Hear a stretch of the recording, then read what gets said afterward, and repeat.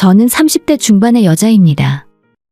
혹시 여러분들은 호의가 계속되면 권리인 줄 안다는 그 말을 들어보셨나요? 아마 현실에서도 그런 경우를 자주 경험해 보셨을 거라고 생각됩니다. 어릴 때부터 판사, 검사, 변호사 같은 법조인이 되고 싶었던 저는 나름대로 좋은 대학을 나와 현실에 타협해서 대기업에 취직을 하게 되었어요. 하지만 그 꿈을 포기하지 못하고 로스쿨에 들어가기 위해서 회사를 그만두고 시험 준비를 시작했습니다. 긴 시간은 아니었지만 직장 생활을 하다가 다시 돌아와서 공부를 하려고 하니 여간 어려운 일이 아니었어요. 부모님에게 손 벌리긴 싫었기 때문에 모아둔 돈이 떨어지기 전에 승부를 봐야만 했었고, 아침부터 저녁까지 하루 종일 도서관에서 살다시피 했습니다. 머리는 마지막으로 언제 미용실을 갔는지 생각도 나지 않을 정도로 산발이 되었고, 무릎이 다 튀어나온 추리닝 바지에 커다란 뿔테 안경을 쓰고 있었죠. 지금 생각해보면 정말 말도 안 되는 꼴로 돌아다니고 있었습니다. 그때는 제 목표가 너무나도 명확했기 때문에 다른 어떤 것도 눈에 들어오지 않았거든요. 그러던 제게 작은 변화가 찾아온 건 한 남자 때문이었어요. 평소와 같이 도서관 식당에서 밥을 먹고 있었는데 그 남자가 제게 캔커피를 건네며 인사를 해왔습니다. 아, 별 뜻은 없고요. 식사하시고 커피 한잔 하세요. 저 모르세요? 몇 달 전부터 매일 마주친 것 같은데. 커피를 하나 샀더니 하나 더 주더라고요. 아, 네, 알죠. 감사합니다. 잘 마실게요. 머쓱해서 아는 척 대답을 하긴 했지만 저는 처음 보는 사람이었습니다. 한참 뒤에 생각을 해보니 제가 몇 달 동안 공부를 하면서도 주위에 누가 있는지 누굴 마주치며 지내는지 전혀 주변 상황을 신경을 못 쓰고 지냈구나 싶었어요. 그렇게 안면을 트게 된 저희는 가끔 만나서 같이 점심을 먹었고 얼굴 보면 인사도 하고 공부하는 중에 커피도 같이 마시는 그런 사이가 되었습니다. 그렇다고 해서 엄청 친하게 지내는 사이까지는 아니었고 그냥 얼굴은 아는 사이 정도의 심심한 사이였죠. 시험 스트레스로 저는 멘탈이 제 정상이 아니었기 때문에 거의 매일 한숨만 푹푹 쉬면서 살고 있었습니다. 그러던 어느 날 그 사람은 제게 공부가 너무 안 될 때는 머리를 한번 쉬어주는 것이 좋다면서 일찍 접고 술이라도 한잔하면서 스트레스를 풀자더군요. 저도 이렇게 더 앉아있다가는 시험이고 뭐고 제가 먼저 성질을 못 이기고 폭발해버릴 것 같아 그 사람과 근처 포장마차로 향했습니다. 별거 아닌 안주에 소주를 한 잔 걸치며 주절주절 서로의 이야기를 나눴어요. 그렇게나 자주 마주치고 얼굴을 트고 살았지만 서로에 대해 물어보는 건 뭔가 꺼려졌기 때문에 상대방을 전혀 알지 못하는 상태였습니다. 그날 그 사람이 저보다 한 살 많고 공무원 시험을 준비하고 있다는 걸 알게 되었죠. 반면에 이 사람은 제가 로스쿨 공부를 하고 있다는 걸 이미 알고 있더라고요. 아마 제 책상에 있는 책을 보고 예상을 했던 것 같아요. 간만에 술자리는 복잡했던 제 머릿속을 싹 정리할 수 있게 만들어 주었고 다음 날부터 다시 상쾌한 기분으로 공부를 할 수가 있었습니다. 그 단 한 번의 술자리 이후 우리 두 사람은 예전보다 훨씬 더 친밀한 사이가 되었죠. 쉬는 시간에 잠시 10분 정도 대화를 나눌 친구 하나쯤 있다는 것도 힘든 수험 생활 기간에 나쁘진 않았어요. 같이 점심 먹고 커피 마시며 서로를 응원하는 좋은 사이가 되었습니다. 하지만 만남이 있으면 이별도 있는 법, 저보다 먼저 공무원 시험에 합격한 그 사람이 먼저 도서관을 떠나게 되었고, 그의 빈자리는 제가 생각한 것보다 훨씬 더 크게 느껴졌습니다. 애초에 별 사이는 아니었기 때문에 괜찮을 줄 알았는데, 한동안 도서관에 가면 혹시 오늘은 오지 않았나 두리번거리며 찾게 되더라고요. 여느 때와 같이 도서관에서 시험 막바지 준비에 열을 올리고 있던 어느 날, 누군가 저를 등 뒤에서 톡톡 건드렸고 제가 뒤를 돌아봤더니 그 사람이 웃으며 저를 보고 있었습니다. 잠깐 이야기 좀 하자고 해서 휴게실로 나왔는데 이 남자는 무사하게 임용되어 일을 시작한 상태였고 그동안 제가 말동무를 해주었기 때문에 시험에 합격할 수 있었다며 고마움을 표하고 싶다고 말했습니다. 사실 그 전에 일찍 찾아오고 싶었는데 시험 공부 집중하는데 방해가 될 것 같아서 많이 망설였다고 해요. 그러면서 공부할 때 먹으라며 비싼 초콜릿 한 상자를 제게 건네주었어요. 이제 곧 시험이시죠? 시험 잘 보세요. 그리고 시험 다 끝나면 오랜만에 술 한잔 해요. 제가 할 말도 있고 맛있는 거 사드릴게요. 그렇게 감사의 인사와 초콜릿만 전해주더니 금방 돌아갔습니다. 저는 그 당시엔 인생을 건 시험을 눈앞에 두고 있었기 때문에 이 사람이 하는 말을 귀담아 듣지도 못했어요. 얼마 후 저는 시험을 무사히 치를 수 있었고 채점 결과 스스로 만족할 정도의 성적을 달성했기 때문에 긴 도서관 생활을 정리할 수 있었습니다. 그리고 나니 그제서야 이 사람이 했던 말이 떠오르더라고요. 어차피 시험도 다 끝났겠다. 홀가분한 마음으로 그 사람에게 연락을 하게 되었습니다. 며칠 후에 술 약속을 잡고 나가게 되었는데 너무 편하게만 생각했었기 때문에 저는 평소대로 추리닝 바람에 나가고 말았어요. 약속 장소에서 만난 그 사람은 평소 도서관에서 마주치던 모습이 아니라 옷을 깔끔하게 쫙 빼입어서 몰라보겠더라고요. 오랜만이에요. 얼굴이 좋은 걸 보니 시험을 잘 봤나 보네요. 저를 보며 환하게 웃는 그 모습을 보고 순간 살짝 설레었습니다. 할 말이 있다던 그 사람은 결국 그날 제게 고백을 했고 그날 분위기가 너무 좋아서 저도 바로 승낙을 해버리고 말았습니다. 그렇게 시작된 연애는 생각보다도 훨씬 더 잘 맞았어요. 공무원이던 그 사람은 제가 로스쿨 입시와 면접 준비하는 동안 헌신적으로 저를 서포트해 주었고 날이 갈수록 이 사람이 점점 더 마음에 들었습니다.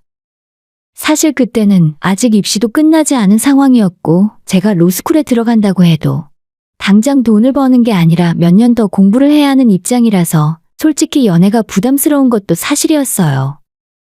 아마도 이 남자가 성격이 급하고 우리 관계를 발전시키고 싶어 했더라면 저는 제가 부담스러워서 더 만나지 못했을 것 같아요.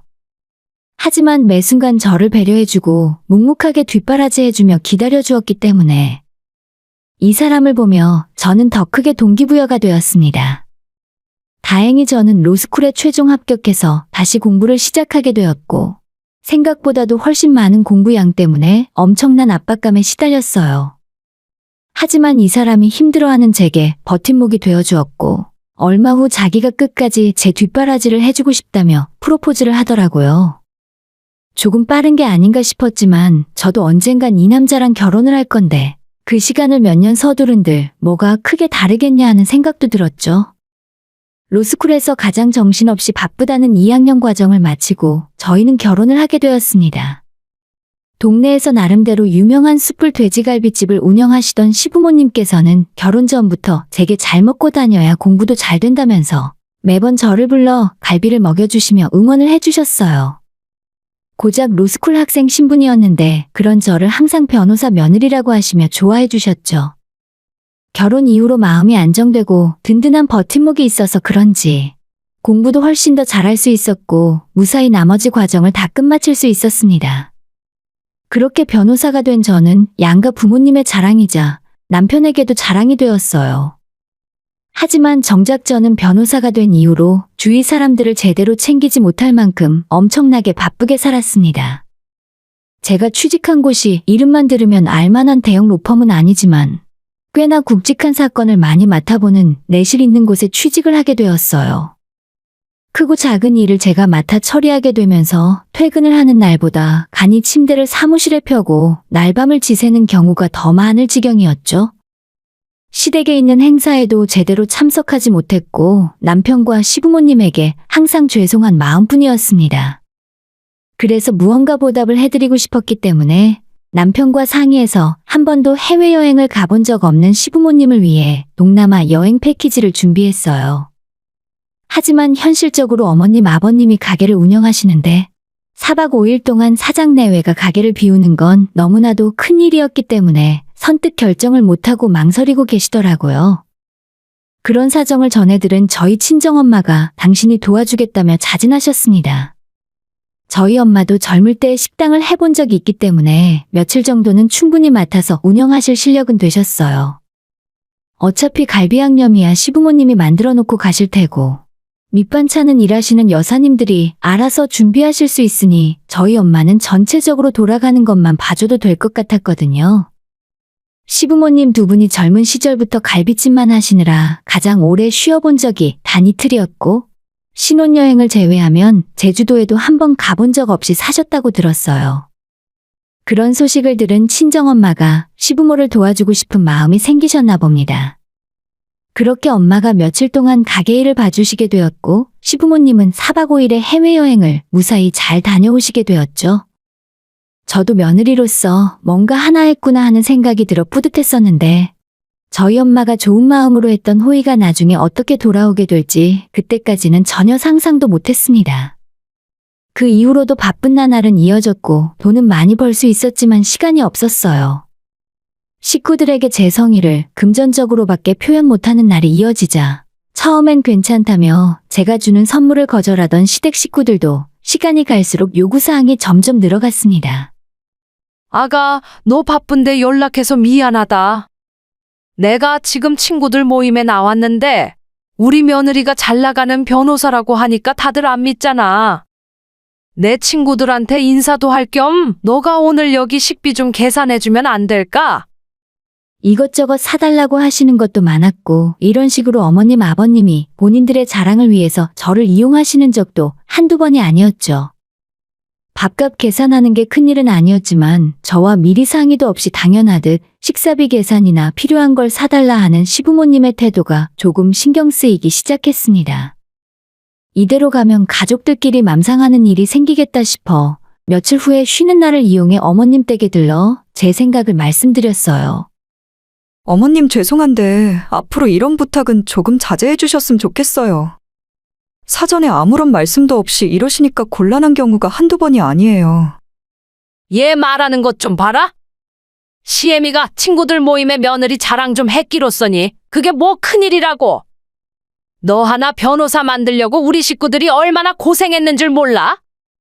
어머님이 화를 내니 옆에 있던 아버님도 한마디 거들었습니다. 그거 밥 한 번 살 수도 있는 거지. 돈이 아까워서 그러냐? 솔직히 말해서 우리 식구가 너 뒷바라지 안 했으면 변호사 될 수나 있었겠냐? 그 말이 어이가 없긴 했어도 사실 남편의 뒷바라지가 없었던 건 아니라서 굳이 그 문제로 싸우고 싶진 않았습니다. 뭐라 더 따지고 싶었지만 괜히 싸움만 커질 것 같아 그냥 조금만 주의해달라 말을 하고 집으로 돌아왔어요. 하지만 그 이후로도 시어머니께서는 수시로 연락을 하셔서 마치 제가 현금 지급기라도 된 것처럼 수십만 원에서 100만 원도 넘는 돈을 빌려가셨습니다. 말이 좋아서 빌려달라고 하는 거지 언제 갚겠다는 기약도 없었습니다. 제가 변호사긴 하고 수입이 적은 편은 아니지만 엄청나게 돈을 버는 것도 아니고 그저 월급을 받을 뿐이거든요. 어머님 요구가 부담스러울 때가 많았지만 시어머니께서 나중에 갚겠다며 돈을 빌려달라고 하는데 안 주고 안면몰수할 수도 없는 노릇이었죠. 그런 상황에서 시간은 계속 흘렀고 저도 어느새 변호사 일을 한 지 5년이 되었습니다. 이제는 일도 요령이 생겼고 회사에서도 어느 정도 자리를 잡게 되었어요. 잡다한 일을 대신 처리해줄 사람이 생기니 시간적인 여유도 많이 생기더라고요. 이제야 주변 사람들을 좀 챙기려고 했는데 최근 들어 친정엄마 몸이 안 좋다는 이야기를 듣게 되었습니다. 허리도 아프고 무릎도 아프다고 하시는데 조만간 평일에 엄마를 모시고 병원에 한번 가야겠다는 생각이었죠. 며칠 후 쉬는 날에 엄마가 좋아하는 수박을 사들고 친정에 갔더니 아프다는 엄마는 온데간데 없고 아빠만 계셨습니다. 뭐야, 왜 아빠만 있어? 엄마는 무릎 아프다고 하더니 어디 가셨는데? 아빠는 그날 저에게 충격적인 이야기를 해주었습니다. 엄마가 너한테 절대 이야기하지 말라고 해서 나도 가만히 있었는데 저번에 사돈댁 여행 갈 때 네 엄마가 가게 봐준 적이 있었잖아. 그 이후로 심심하면 가게 일 좀 도와달라며 불러대더라. 내가 가지 말라고 해도 너가 시댁에서 미움받을까봐 미련하게 나가더라고. 그 말을 듣는데 저는 순간 머리가 띵해질 정도로 화가 났습니다. 왜 우리 엄마가 시어머니 가게에 나가서 일을 한다는 건지 이해할 수가 없었고 저는 그 사실을 지금까지 왜 모르고 있었을까 싶었어요. 저는 당장 시부모의 가게로 달려갔습니다.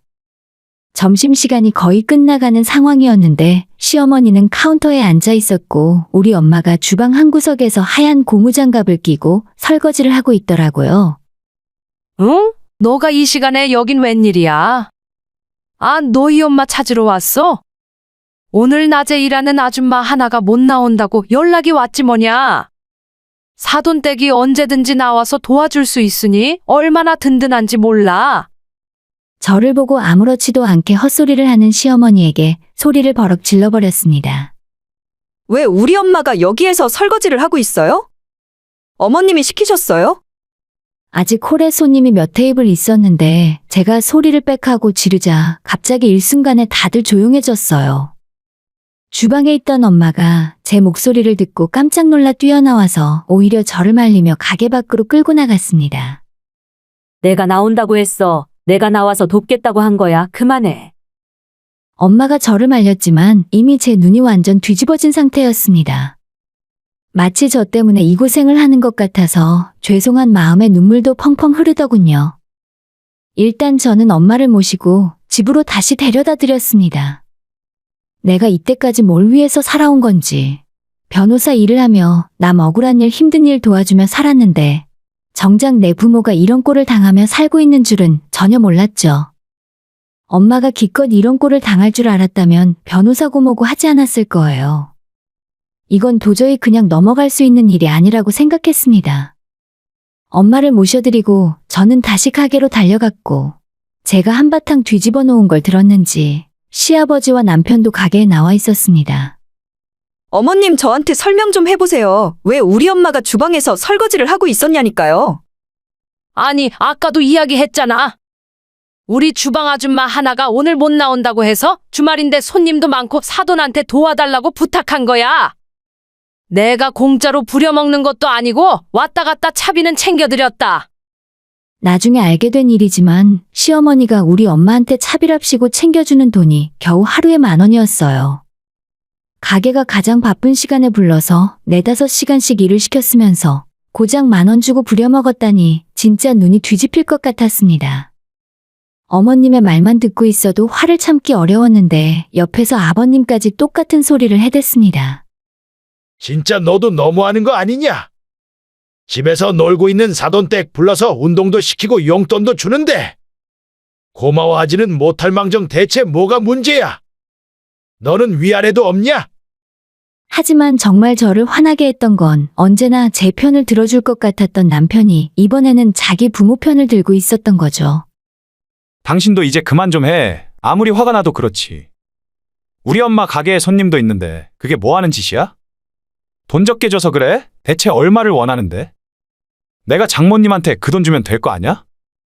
이 인간도 이미 시어머니가 친정엄마 불러서 일 시키는 걸 알고 있었던 눈치였고 남편의 기가 막힌 소리에 저는 이 집안 인간들에게 온갖 정이 다 떨어져 버리고 말았습니다. 기왕 이렇게 된 거 제대로 칼춤 한번 추는 게 좋겠다고 생각했죠. 알겠어. 분명히 돈 준다고 했지? 내가 뭐 하는 사람인지 잠깐 까먹었나 본데. 너희 집안 식구들은 적당히를 모르네. 저는 더 이상 말로 할 필요 없다 생각이 들었고 그냥 제가 할 수 있는 걸 하기로 마음을 먹었습니다. 일단 엄마를 불러서 일을 시키면서 근로계약서도 쓰지 않았을 뿐더러 최저임금은 당연히 지켜지지 않았죠. 꼼꼼한 성격의 우리 아빠가 엄마 나가서 일하는 시간을 전부 기록해두고 있었기 때문에 바로 돌아오는 월요일에 노동부에 정식으로 신고를 넣었어요. 그리고 구청에 위생신고를 넣었고 가게 안에 현금 결제를 유도하면서 결제 금액의 5%를 할인해준다는 문구가 적혀있는 것을 사진 찍어서 국세청에 현금 탈세 신고를 함께 넣었습니다.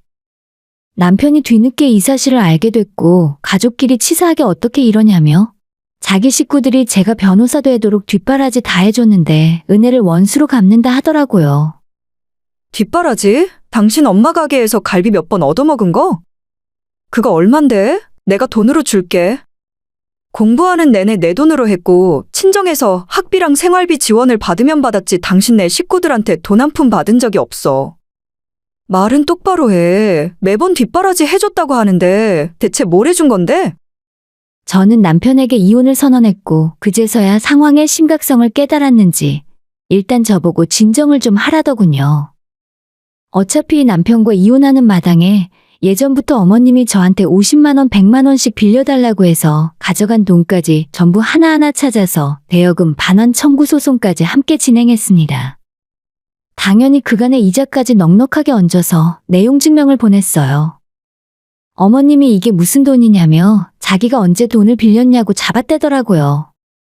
이미 카톡에 돈 빌려달라고 하는 증거가 차고 넘치게 있는데 아니라고 우겨봐야 뭐 하겠습니까? 저랑 소송으로 가고 법으로 싸워서 이길 수 있으면 어디 끝까지 해보시라고 했죠. 원금과 이자를 포함하니 금액이 4천만 원이 조금 넘었습니다.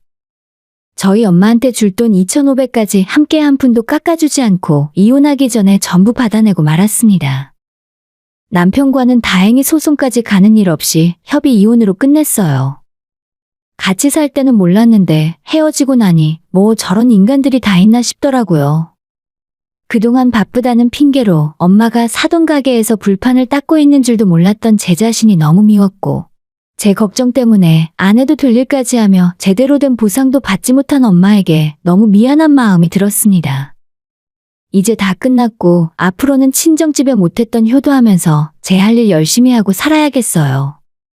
지난 일을 다 털어놓고 나니 속에 꽉 막혔던 것들이 조금씩 풀리는 기분이 드네요. 여기까지 제 이야기를 들어주셔서 감사합니다. 오늘의 사연은 여기까지입니다.